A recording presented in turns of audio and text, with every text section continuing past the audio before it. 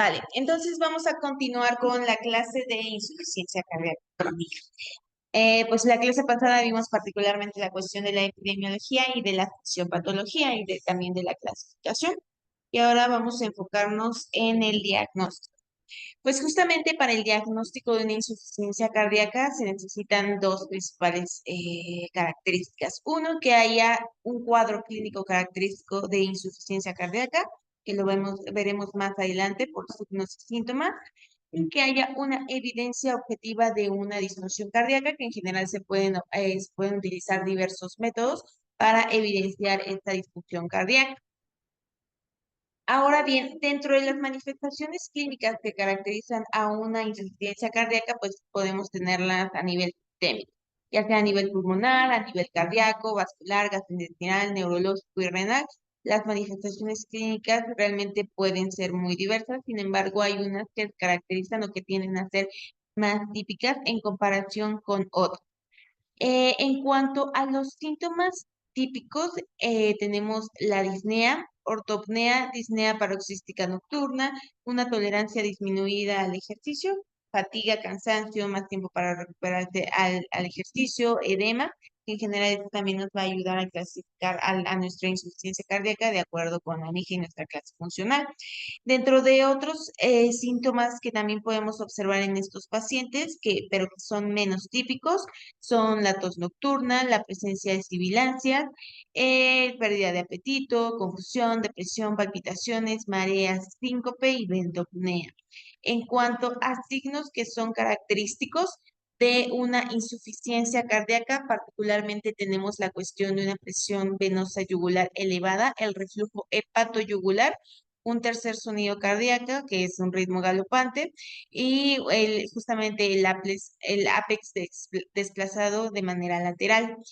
Otros signos que tienden a ser menos específicos en cuanto a la insuficiencia cardíaca son un aumento de peso, más de 2 kilogramos por semana, que particularmente esto lo vamos a ver por la confusión que llegan a presentar estos pacientes y que también pues eso también nos puede ayudar a dirigir la terapia descongestiva, justamente diferenciando el peso que cambia o que varía una vez iniciada la terapia.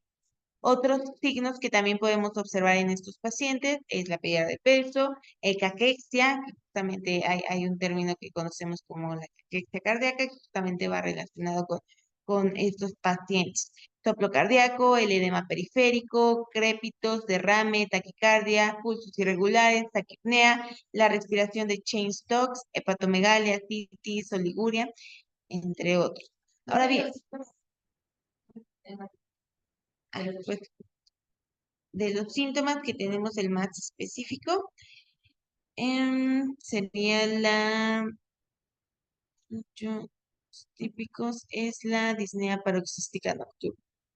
Los específicos, que son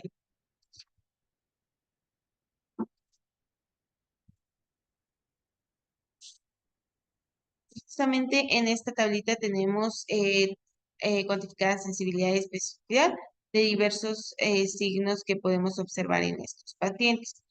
Por ejemplo, aquí en cuanto a la cuestión de la sensibilidad, particularmente tenemos la cuestión de la ortopnea. Es decir, como nosotros investigamos o interrogamos acerca de si hay ornopropnea, es decir, cuando el paciente está dormido, qué tantas almohadas necesita justamente para poder dormir y para disminuir esa dificultad respiratoria que puede llegar a presentar. Como lo podemos observar aquí, la ortopnea es de los más sensibles, al igual que el reflujo hepatoyugular. Y dentro de los signos menos sensibles para la insuficiencia cardíaca, tenemos la presencia de estertores en más de un tercio de los campos pulmonares, al igual que la presencia de hepatomegalia.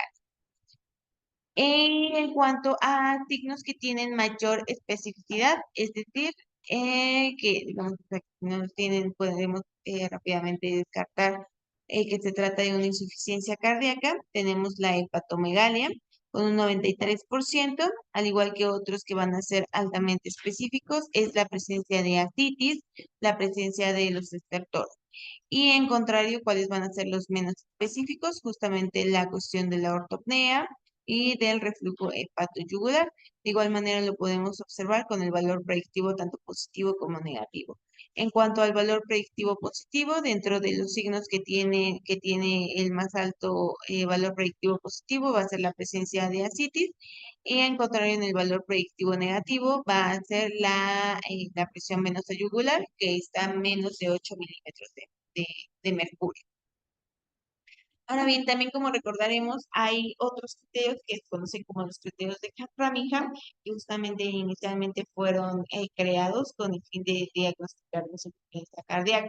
Esto que nos decía que para ejercer un diagnóstico de insuficiencia cardíaca tenemos que cumplir por lo menos con dos criterios mayores o bien con un criterio mayor y por lo menos dos criterios menores. Ahora bien, ¿cuáles van a ser los criterios mayores? Bueno, ¿verdad? Dos criterios mayores hacia el diagnóstico de insuficiencia cardíaca. Va a ser una disnea paroxística nocturna, la presencia de estertores crepitantes, el edema agudo pulmonar, una cardiomegalia, que justamente para esto pues la tenemos que evidenciar inicialmente con una radiografía, la presencia de estrés, infiltración yugular, aumento de la presión venosa, reflujo hepatoyugular y una pérdida de peso, más de 4.5 kilogramos una vez iniciado el tratamiento. Y ahora bien, ¿cuáles van a ser los criterios menores? Va a ser una disnea de esfuerzo, edemas en miembros pélvicos, derrame pleural, hepatomegalia, tos nocturna, taquicardia que era como más de 120 que justamente, digamos, básicamente los criterios que observamos aquí para definir una insuficiencia cardíaca van totalmente relacionados con la clínica del paciente. Un paciente realmente, o no podemos estar hablando que se trate de una insuficiencia cardíaca si nuestro paciente clínicamente no nos está presentando estos síntomas, ya sean típicos o atípicos de una insuficiencia cardíaca. Y como recordaremos, además del cuadro clínico que debe de ser característico y necesario para establecer el diagnóstico de insuficiencia cardíaca, también tenemos que evidenciar la disfunción cardíaca, ya sea por diversas pruebas diagnósticas. Las pruebas diagnósticas que podemos utilizar van mucho de la mano con la etiología que justamente nosotros sospechamos de manera inicial, que es la que nos va a estar generando la insuficiencia cardíaca. Por ejemplo, de manera inicial tenemos la cuestión del electrocardiograma. Básicamente, el electrocardiograma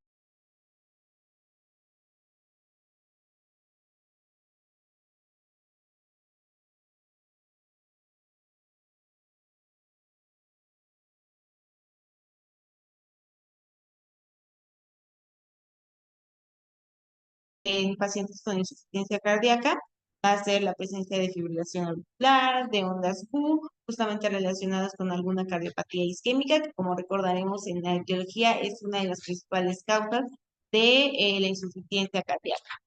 Hipertrofia ventricular izquierda, prolongación del complejo QRS, taquicardias, prolongación del intervalo QR. Y justamente relacionado con, como recordemos, la fisiopatología de la hipertrofia tanto excéntrica como concéntrica, la presencia de hipertrofia ventricular izquierda, como nosotros lo podemos evidenciar, por el aumento del voltaje de QR. En contrario, si nosotros encontramos un voltaje disminuido en cuanto al QRF, pues esto más nos va a guiar hacia una enfermedad infiltrativa o bien la presencia de derrame pericárdico. Otras cosas que también nosotros tenemos que tener en cuenta al momento de realizar un electrocardiograma y justamente sospechando una insuficiencia cardíaca, va a ser alteraciones del ST, ya sea nueva o bien que se haya presentado anteriormente.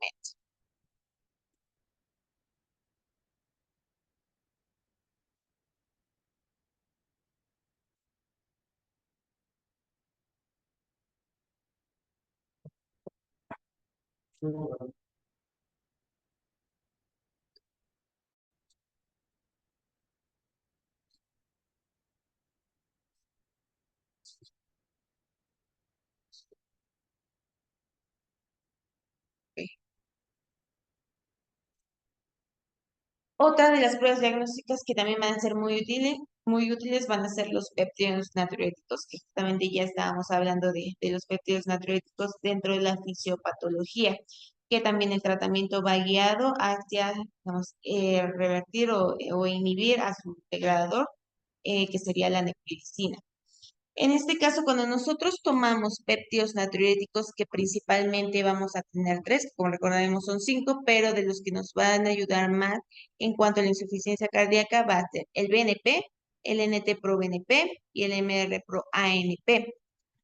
¿Cómo nosotros podemos diferenciar inicialmente si el diagnóstico si se inclina más a una insuficiencia cardíaca o si bien estos péptidos natriuréticos se están inclinando o están siendo causados por otras causas? Tenemos sí, ciertos parámetros o ciertos puntos de corte. ¿Qué puntos de corte nos hace poco probable un diagnóstico de insuficiencia cardíaca de manera inicial? Que nosotros evidenciemos un nivel de BNP menos de 35, un NT pro BNP menos de 125 o bien un MR pro ANP menos de 40. Que justamente aquí dentro como tal la práctica clínica, los que más utilizamos pues son estos dos principales. Ahora bien, ¿a partir de cuál nivel o a partir de qué punto de corte ya se hace más probable el diagnóstico de una insuficiencia cardíaca? Va a ser un nivel de BNP mayor o igual a 35, un nivel de NT-proBNP mayor o igual a 125 o bien un MR-ProANP mayor o igual a 40. Pero justamente hay que tener en cuenta que no, la elevación de los péptidos natriúricos no va a ser totalmente específica de una insuficiencia cardíaca. Hay otras causas que nos pueden estar generando esta elevación de los péptidos natriuréticos.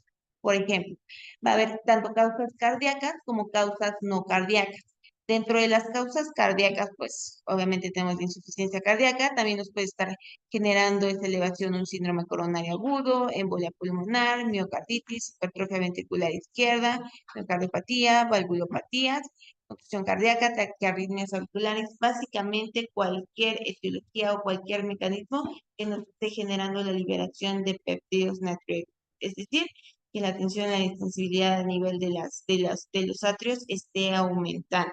Y dentro de las principales causas no cardíacas que nos puede estar generando una elevación de los péptidos natriuréticos, va a ser una edad avanzada, un EBC isquémico, alguna hemorragia subaracnoidea, disfunción renal, hepática, algún síndrome paraneoplásico, ciertas quemaduras, anemia, alteraciones metabólicas y hormonales graves.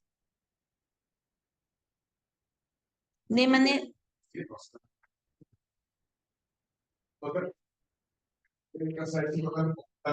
es punto de corte de NT provenir, al cual tú lo tienes, pues, haciendo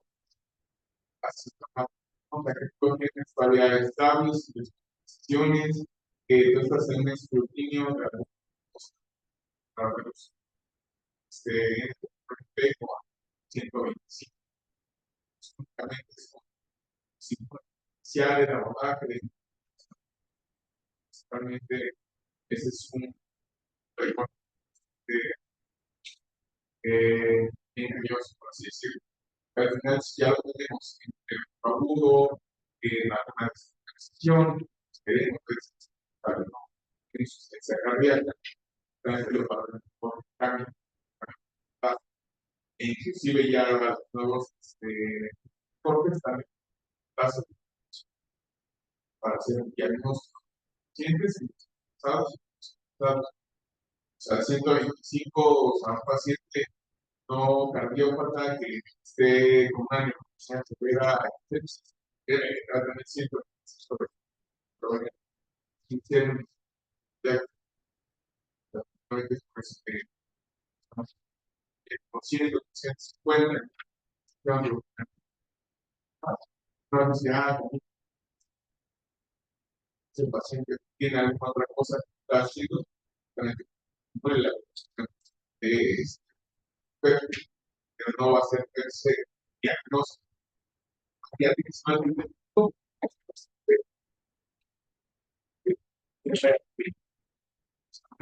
son errores que si al paciente que yo sé que sabes que es pero en cualquier otro contexto, importancia paciente, no va a tener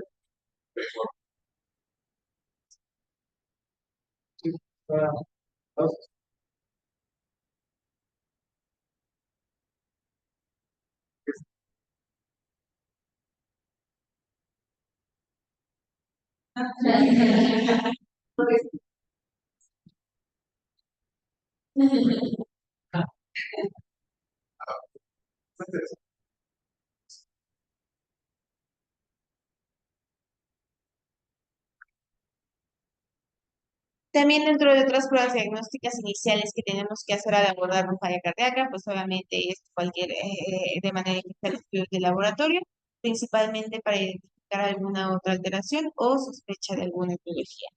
Dentro de los principales que realizamos de manera inicial va a ser una biometría, urea de electrolitos, creatinina, pruebas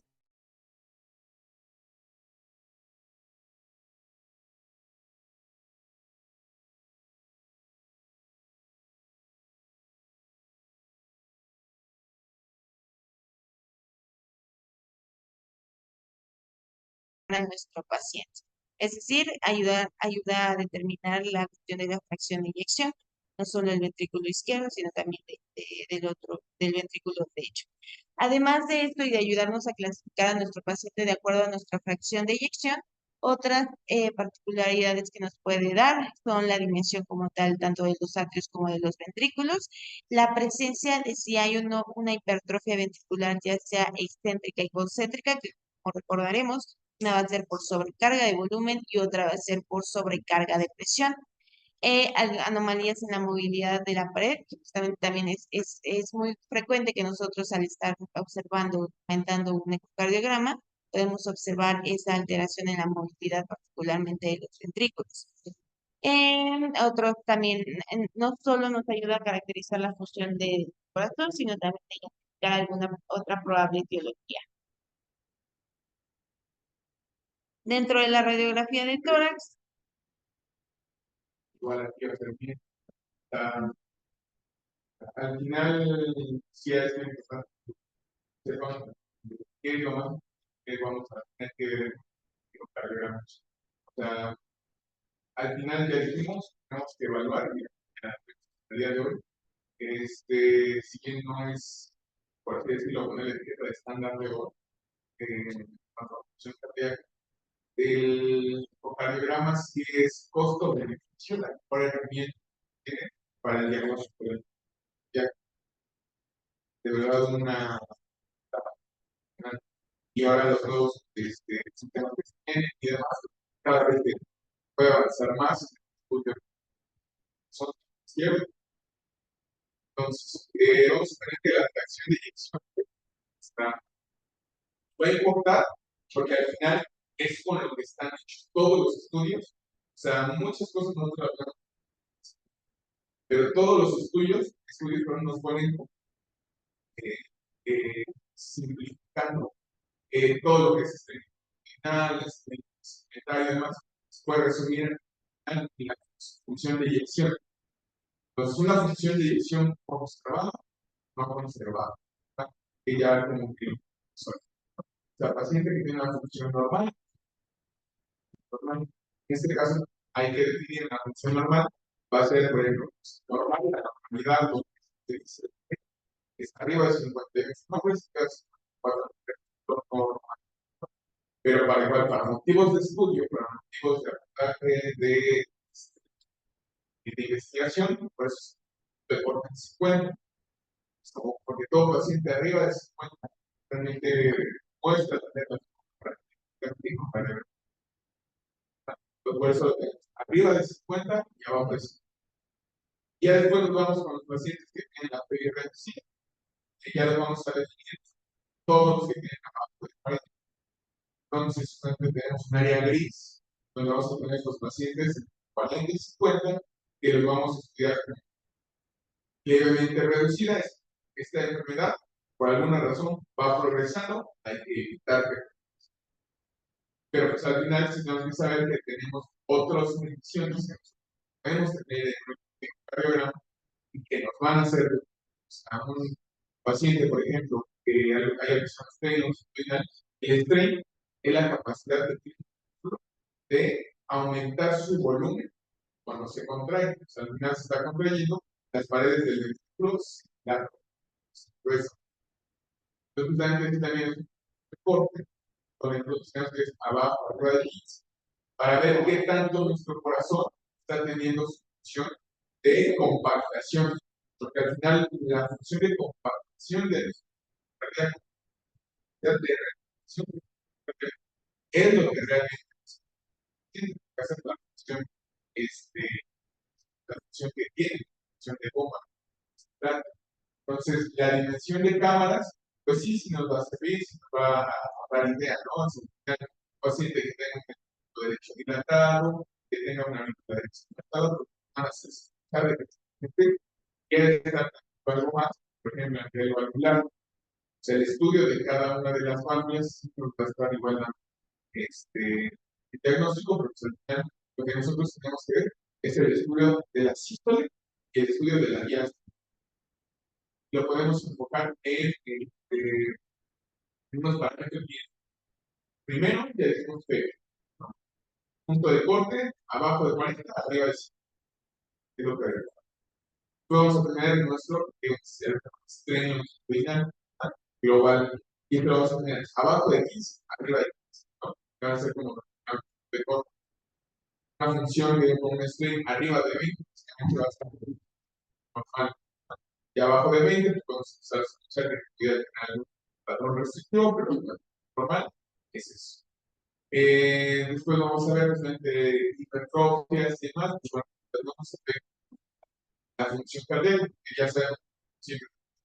El paciente que entrena alto rendimiento, que sube montañas 3 veces a la semana, tiene un corazón así, todo hipertrófico, más grande, pues va a tener más exagerado, pero no por eso diario. Y luego vamos a ver función del ventrículo derecho. Hay mediciones importantes, las más importantes son las que se llaman TAPS y fracción de acortamiento.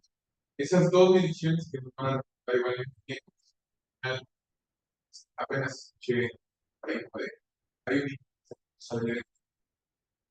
no saber toda la información, pero lo básico es relevante. En función del corazón derecho se llama TAPS. El TAP, la TAPS es nosotros medir qué tanto nuestras fibras longitudinales, corazón derecho, tenemos fibras longitudinales, tenemos fibras articulares. Los TAPS es ver la función de la fibra longitudinal, qué capacidad tiene la de lo de clonación, de acortamiento, que es una longitud. Y la fracción de acortamiento va a ser la fracción que tiene en función circular, que tanto tiene capacidad de contraerse diámetro transversal. Y con eso nosotros podemos estimar cuál es nuestra función del ventrículo derecho, que es como el olvidado, ¿no? A veces vemos que nuestro izquierdo, la piel está bien, pero el derecho puede también tener disfunciones. Con eso, vamos a ver lo que se llama diagnóstico para hacerlo. O sea, nosotros tenemos que saber qué probabilidad el paciente tiene de hipertensión cardíaca pulmonar, por lo que se llama gradientes, algo que se llama el flujo ácido de tricuspide, algo que se llama PSAP estimada, que es la presión sistólica pulmonar, y nos van a estar reportando. Y pues vamos a tener algo que se llama tricuspide.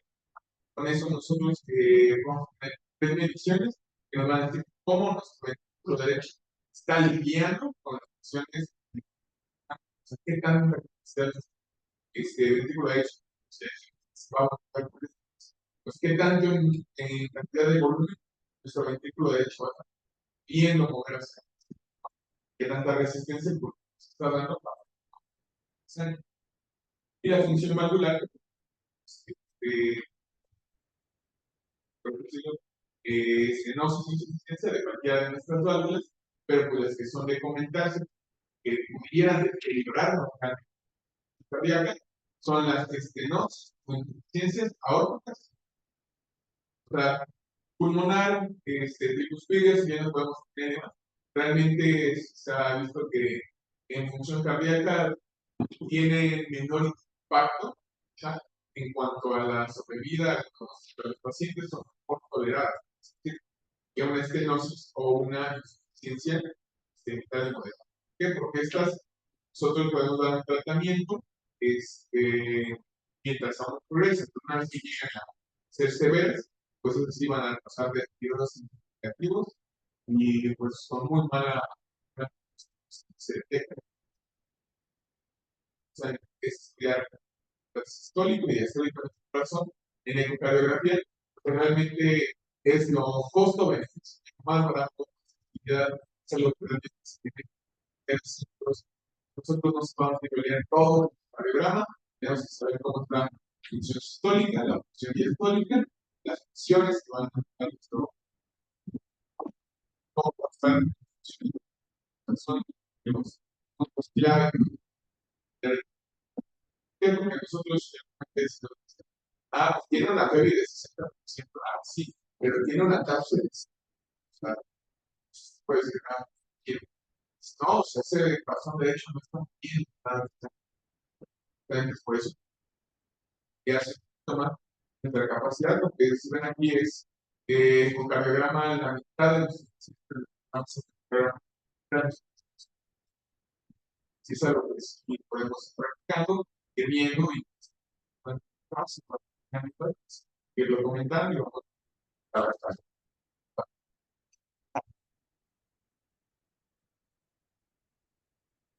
Pues sí, igual dentro de otros estudios complementarios que también nos van a apoyar particularmente con el diagnóstico, con la identificación de una etiología de base, va a ser una radiografía de tórax. Como ya lo podemos observar, también podemos observar, bueno, diversas enfermedades pulmonares, congestión pulmonar, la presencia de cardiomegalia, que justamente va relacionado todo esto con la fisiopatología de sobrecarga de volumen o bien sobrecarga de presión que nos está generando esta hipertrofia particularmente. Ahora bien, dentro de la guía y dentro de las recomendaciones que se hacen cuando uno empieza a sospechar de una insuficiencia cardíaca crónica, de manera inicial se propone que se realicen estos estudios. Es decir, primero la medición del BNP y del NT-proBNP, un electrocardiograma de 12 derivaciones, el ecocardiograma que sería de manera inicial transtorácico, una radiografía de tórax y los análisis sanguíneos, como ya lo sabemos, como de manera inicial. Biometría hemática, las pruebas de función renal, las pruebas de función hepática y las pruebas de función tiroidea. Todos estos dentro de la recomendación va a ser clase 1, justamente para comenzar con el algoritmo de una insuficiencia cardíaca crónica. Ahora bien, hay otros estudios que podemos utilizar, que es el ecocardiograma de estrés o también llamado ecocardiograma de esfuerzo. Esto básicamente nos ayuda a identificar alguna isquemia que sea inducible en pacientes que van a ser aptos para revascularización coronaria. Esto es particularmente en los pacientes que ya tienen pues una enfermedad coronaria que se beneficiarían de esta terapia. Dentro de otros también que se propone es una resonancia magnética cardíaca. Esta particularmente nos va a ayudar tanto a identificar fibrosis miocárdica como tejido cicatricial. Cuando nosotros identificamos una fibrosis a nivel subendocárdica, esto nos va a ayudar más hacia catalogarlo como una cardiopatía isquémica. Y cuando esta fibrosis la tenemos en una región media de la pared, esto nos ayuda más a diferenciar una miocardiopatía dilatada. Entre otras funciones que nos puede ayudar la resonancia magnética cardíaca, va a ser en la cuestión de la miocarditis, de la amiloidosis, de enfermedad de Chagas, miocardiopatía de Fabry, como ya lo vimos de manera inicial, también son causas importantes de etiología en cuanto a la insuficiencia cardíaca. También podemos utilizar el SPECT, que nos ayuda a evaluar la isquemia, la viabilidad miocárdica, inflamación e infiltración miocárdica. Y aquí en general, estas son como las recomendaciones que nos hace la guía de SP, justamente para las diversas pruebas que acabamos de comentar.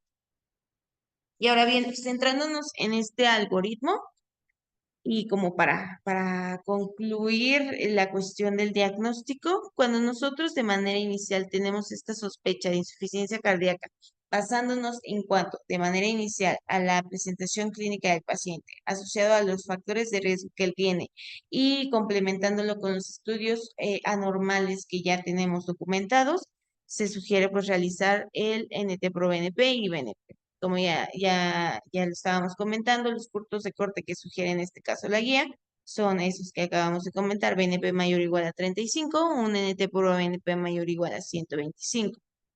Bien, si estos salen en estos rangos por arriba que nos hacen sospechar o nos hacen más probable el diagnóstico de una insuficiencia cardíaca, entonces como siguiente paso se recomienda la realización del ecocardiograma. Ahora bien, si cuando nosotros ya realizamos el ecocardiograma y documentamos como tal una disfunción cardíaca, como les digo, de manera inicial, es un criterio diagnóstico para que nosotros establezcamos el diagnóstico oficial de insuficiencia cardíaca, pues entonces con eso ya tenemos la insuficiencia cardíaca confirmada. Ahora bien, ¿cuál sería el siguiente paso? Y también que nos va a ayudar a complementar el ecocardiograma, pues va a ser a clasificar a nuestro paciente dependiendo de la FEBI. No solo como tal catalogarlo o bien ponerle nombre a nuestra insuficiencia cardíaca, sino también nos ayuda a determinar el tratamiento que va a llevar nuestro paciente, porque el tratamiento va a diferir dependiendo de la fracción de eyección que también tenga el paciente. Como recordaremos que lo dividimos en tres: en fracción de eyección conservada, reducida y ligeramente reducida. Conservada mayor o igual a 50%, la reducida menor o igual a 40% y la de ligeramente reducida de 41 a 49%. Ahora bien, sí, cuando nosotros realizamos estos estudios complementarios, es decir, los PET natriuréticos, el ecocardiograma, y no nos salen sugestivos hacia una insuficiencia cardíaca, pues realmente establecemos que es muy poco probable y que entonces lo más recomendable es establecer o buscar otro diagnóstico que también nos esté generando estos tal vez mismos signos o síntomas que la insuficiencia cardíaca. Y en general, en cuanto al pronóstico de la insuficiencia cardíaca, pues hay que tomar en cuenta, y como ya lo vimos de manera inicial, en cuanto a la epidemiología, sigue siendo una causa importante tanto de mortalidad como de una disminución en la calidad de vida a nivel mundial. En general, se ha observado que cuando nosotros tratamos a los pacientes, ya sea, bueno, dependiendo de su tratamiento que les corresponda, dependiendo de su fracción de eyección, los pacientes que tienen insuficiencia cardíaca con fracción de eyección reducida, en general, esto se observa que se mejora más el pronóstico cuando se les da un tratamiento en comparación con los otros. Ahora bien, dentro de las cortes que se hicieron en el Framingham Heart Studio y el Cardiovascular Health Studio, se observó que hay una tasa de mortalidad del 60% en los pacientes a los 5 años de diagnóstico y que en general las mujeres tienen una mejor supervivencia en comparación con los hombres. Y pues también hay que tomar en cuenta que una vez que se hace el diagnóstico inicial de una insuficiencia cardíaca, los pacientes que son hospitalizados, ese obviamente aumenta tanto el riesgo de morbilidad, tanto de mortalidad, que por lo menos los pacientes que ya tienen el diagnóstico de insuficiencia cardíaca van a ser en promedio hospitalizados una vez al año. Y listo, eso sería